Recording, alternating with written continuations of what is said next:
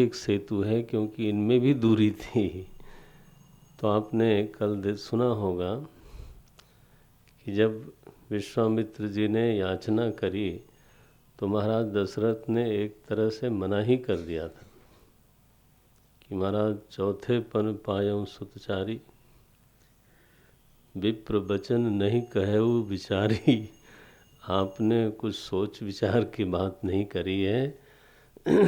सब सुत मोहि प्राण की नाई, वो तो ठीक है, सारे ही पुत्र मेरे प्राण की तरह हैं। इनको ले जाना मेरा मतलब मेरा प्राण ले जाना है। सब सुत मोहि प्राण की नाई, लेकिन राम देत नहीं बनई गोसाई। तो एक तरह से मना ही कर दिया था। मांगहु भूमि, ये सब मांग लो, और आप कहो तो हम खुद भी चलते हैं। लेकिन विश्वामित्र जी के प्रस्ताव का समर्थन किया वहाँ पर वशिष्ठ जी ने। ये प्रभु की प्रेरणा है। तब वशिष्ठ बहुविधि समुझावा, अगर कल के प्रवचन ध्यान में हो तो, तब वशिष्ठ बहुविधि समुझावा, नृप संदेह नाश कहूँ पावा। तब महाराज का संदेह नष्ट हुआ। सौंपे भूप राम तब जब वशिष्ठ जी ने उस प्रस्ताव का समर्थन किया, वशिष्ठ जी ने जब बीच में विश्वामित्र जी का पक्ष लिया, तब महाराज दशरथ ने दोनों पुत्रों को समर्पित किया। तो ये भी एक सेतु का निर्माण है। भगवान राम के चरित्र में सेतु व्यक्तित्व है। मिथिला अवध में सेतु, विश्वामित्र और वशिष्ठ में सेतु, नागर और गंवार में सेतु। अयोध्या नगरवासी लोग थे, भगवान जाके गांव में बैठते हैं। नर वानर में सेतु बनता है। आदिवासी, कोल, भील और उनके साथ अयोध्या वासियों का मेल कराया चित्रकूट में। पूरे समाज में जितने भी वर्ग हैं वो थे, हैं और रहेंगे। ऋषि भी होंगे, दुष्ट भी होंगे, गांव भी होगा, नगर भी होगा, आदिवासी भी होंगे, वनवासी भी होंगे, सब होगा। लेकिन उसमें एक ब्रिजिंग करना, उसमें एक सेतु का निर्माण करना, ये बड़ी बात है। भगवान सभी को प्रिय है, माने वानरों को भी प्रिय हैं, कोल भील को भी प्रिय हैं, गांव वालों को भी प्रिय हैं, वनवासियों को भी प्रिय हैं, और अयोध्या वालों के लिए तो बहुत ही प्रिय हैं। तो इसको बोलते हैं सेतु व्यक्तित्व, एक horizontal personality. He was not the leader of a group of the society. He was the leader of the whole society. 14 वर्षों में भगवान राम ने इस सेतु का ही निर्माण किया। 14 क्या, जन्म से ही सेतु का निर्माण किया। तो राम राज्य उस दिन नहीं बना जिस दिन वो सिंहासन पर बैठे। नो, राम राज्य के निर्माण की प्रक्रिया अवतार काल से ही है, जब पर्यावरण की शुद्धि हुई। राम राज्य एक दिन में बंद, सिंहासन पर बैठने से सुराज्य नहीं आता। उसके पीछे की जो पृष्ठभूमि है, इसलिए मैंने कहा इस प्रसंग का एक राजनीतिक अर्थ भी किया जाता है, और बड़ा सम्यक है वो। मैं उससे पूरी तरह से सहमत हूँ, शास्त्र सम्मत है वो। अच्छा जी, तो मिथिला और अवध में एक सेतु निर्माण की प्रक्रिया चल रही है। विश्वामित्र जी निरंतर ही प्रयास करते हैं और वहीं पर ताड़का को बैठाया रावण ने कि मिलने न देना, और इसमें सबसे ज़्यादा ध्यान रखना विश्वामित्र का, यही खुराफात करेंगे। तो इसलिए विश्वामित्र जी से ताड़का इत्यादि का विरोध था। ये एक राजनीतिक अर्थ है। आध्यात्मिक कल मैंने निवेदन किया, वो हमारे काम का अर्थ है, साधकों के लिए बहुत उपयोगी अर्थ है। वो नाम महिमा के प्रकरण में वो सूत्र देते हैं गोस्वामी जी, 23वें दोहे के बाद हमने पढ़ा था। तो ऋषिहित राम सुकेत सुगधा की, सहित सेन सुत कीन्ह विबाकी, सहित दोष दुख दास दुरासा, दलई नाम जिमि रवि निस नासा। तो त्रेता में जो ऋषि विश्वामित्र हैं, आज के दिन वो भगवान का दास है, सेवक है, और उसके जीवन में भी 3 परेशानियां तो हैं। दुराशा है, दोष है और दुख है, बस। तो ये जो है ना, साधना में विघ्न डालता रहता है। एक तरफ साधना होती रहती है, दूसरी तरफ दुराशा मिटती नहीं। माने वर्ण में जितनी शुद्धि होनी चाहिए कि अब मुझे परिस्थिति में विश्राम नहीं करना है, अब मुझे प्रभु के स्वरूप में विश्राम करना है, अपने स्वरूप में अवस्थित होना है, ऐसी कोई परिस्थिति त्रिभुवन में नहीं है जिसमें पूरी तरह से कभी भी किसी को भी पूरा विश्राम मिला हो। तो मेरे जीवन में ऐसी कौन सी परिस्थिति आ जाने वाली है जो हमें पूरी तरह से विश्राम देवे? ये एक भ्रम है, और ये भ्रम महाराज जन्म जन्म तक बना रहता है। ऐसा ऐसा हो जाएगा तो ठीक हो जाएगा। तो इंद्र की परिस्थिति तो उनको विश्राम दे नहीं पाती। देख लीजिए आप, ब्रह्मा जी की परिस्थिति उनको पूर्ण विश्राम दे नहीं पाती। दक्ष प्रजापति तो ईर्ष्या और अपमान से घायल होते हैं।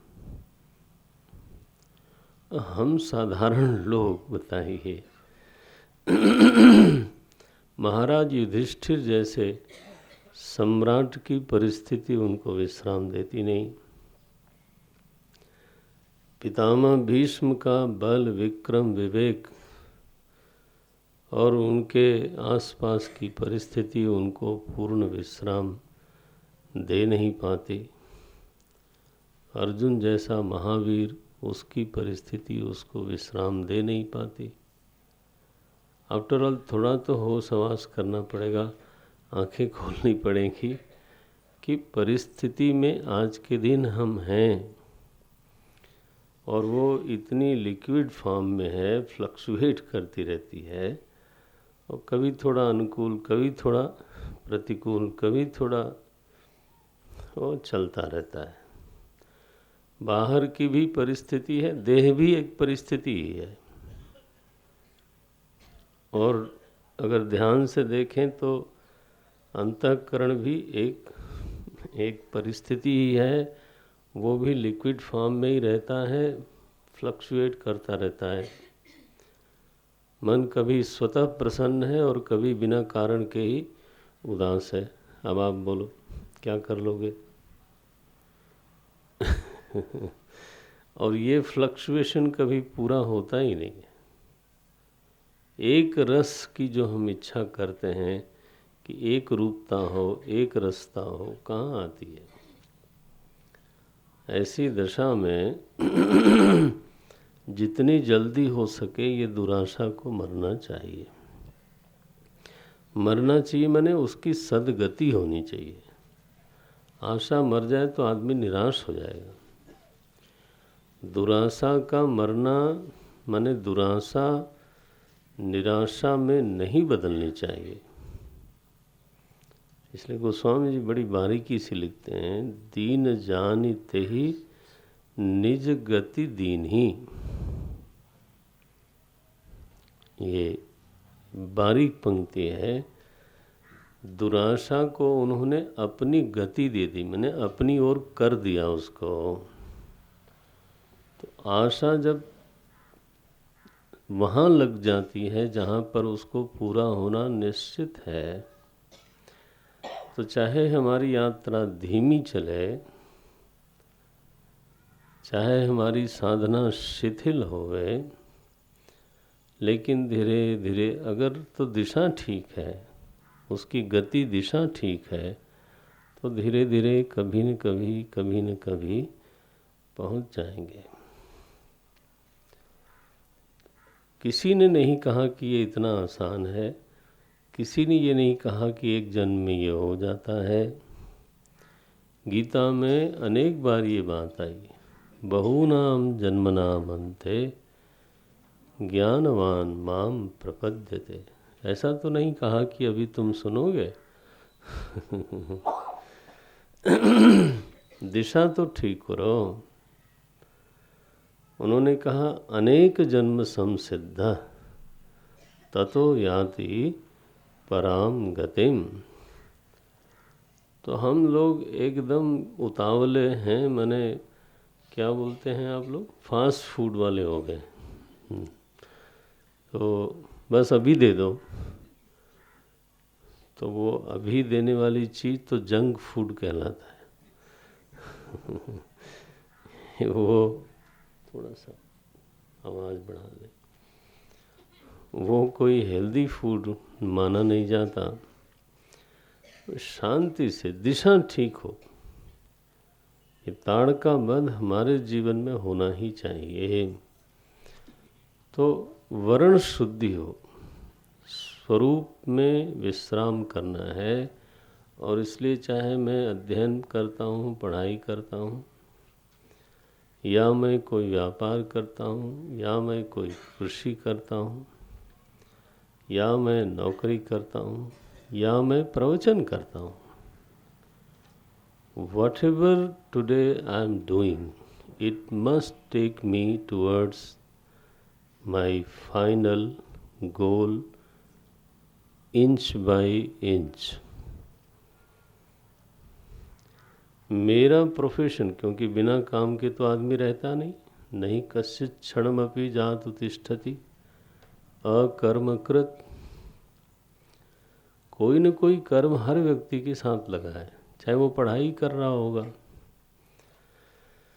व्यापारी होगा, कृषि होगा, कर्मचारी, जो भी होगा, कुछ तो कुछ होगा। तो the profession should not become the hurdle in my journey. It must become the instrument. It must take me towards my goal. शनै ही चाहे वो थोड़ा थोड़ा चले आदमी, लेकिन ऐसा मैं काम नहीं करूं जिससे कि मेरे लक्ष्य के विपरीत ही मेरी गति हो जाए। नो। तो उसमें सबसे गड़बड़ बात यही है कि दुराशा बनी रहती है। दुराशा मिटनी चाहिए। अगर सद आशा हो जाए, जीवन में उत्साह हो, जीवन में आशा हो, जीवन में प्रबल प्रेरणा हो, हाईली मोटिवेटेड पर्सनालिटी, और मोटिवेशन उधर जाने के लिए, तो फिर दोष के लिए जगह नहीं होगी, दोष गुण होगा। क्योंकि दोष तो फिर गति में बाधक है। तो भगवान और दोष को गुण बनाने का एक ही बाण है जो भगवान ने मारा था, बिनु फर बाण राम ते ही मारा। तो बिल्कुल व्यक्तिगत स्वार्थ के लिए जो हम काम करते हैं ना, बिल्कुल ही व्यक्तिगत, तो उसमें से दोष प्रकट हो सकते हैं। अब देखें, समाज में हम लोग देखते हैं कि कई बार धर्म को लेकर के, राष्ट्र को लेकर के हम लोग बड़े उदार से दिखाई देते हैं। कोई कुछ भी बोल जाए, कोई कुछ भी करे, हमारा तो रक्त खौलता नहीं है। लेकिन उनका कोई 1 फुट ज़मीन ले ले खुद की, हैं, उनकी खेत की अथवा उनकी बाउंड्री के भीतर मर्डर हो जाता है। तो हमको हमारे श्रीमान नेताजी लोग समझाते हैं कि आप बड़े सहिष्णु समाज हो। हाँ, आप सुनते होंगे, Hindus are very tolerant community. और टॉलरेंट अपने भाई के लिए नहीं है। 1 फुट ज़्यादा बोल दिया, मैंने 6 इंच ज़मीन बढ़ा ली भाई, तो उसका ओम तत्सत। तब कहाँ गया टॉलरेंस? इसका मतलब है कि निजी जीवन, व्यक्तिगत जीवन बहुत अभीष्ट है, यही ना? तो इसलिए ये सब भुलावा दिखाई देता है, एक तरह का आत्मसम्मोहन है। We are hypnotising our self. No no no, ये तो बिन फर बाण मारना चाहिए। विराट से लगाव हो तो ये बहुत ज़्यादा निजता को लेकर के, है ना, स्वार्थी जो प्रवृत्ति है उससे थोड़ा निकलना चाहिए। बल्कि मैं ऐसा बोलता हूँ, मैं बोलता हूँ, मैं कौन होता हूँ? स्वामी शरणानंद जी महाराज ऐसे बोलते थे कि जो स्वार्थ प्रेरित प्रवृत्ति है, please note this in your heart, वो कहते थे जो स्वार्थ प्रेरित प्रवृत्ति है उसमें जनहितकारी प्रवृत्ति को मिलाओ, मिश्रण करो। ये अकेली प्रवृत्ति में साइड इफ़ेक्ट बहुत है। उसमें जनहितकारी प्रवृत्ति को थोड़ा मिश्रित करो। थोड़ा समय जन के लिए, समाज के लिए, औरों के लिए, अपने थोड़े रिसोर्सेज उधर भी जाने चाहिए। स्वार्थ प्रेरित प्रवृत्ति किए बिना आदमी का जीवन चलता नहीं। अच्छी बात है, न चले, लेकिन उसमें इतना तो हो सकता है ना